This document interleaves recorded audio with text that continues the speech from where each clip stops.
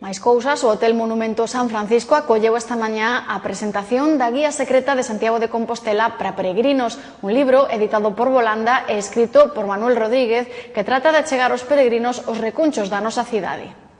Manuel Rodríguez presentou esta mañá o seu novo libro Santiago de Compostela para os peregrinos, Guía Secreta, un traballo editado por Volanda e que chega ás librarías co fin de axudar os peregrinos a achegarse a todos os puntos de interese cos que conta a nosa cidade, concretamente esta cidade peregrina, segundo dixo esta mañá o seu autor.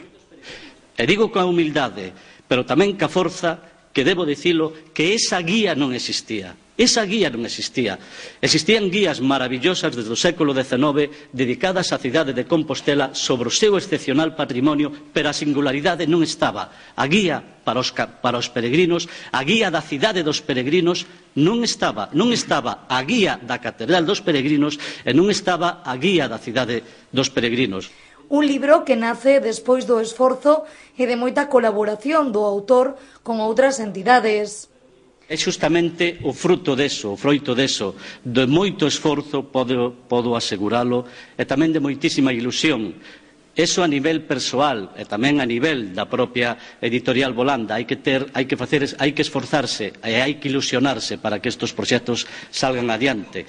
Pero tamén hai que recibir algo a cambio, hai que recibir confianza. E esta primeira edición, esa guía que lles dicía da Catedral, recibiu confianza, animounos a seguir co proxecto.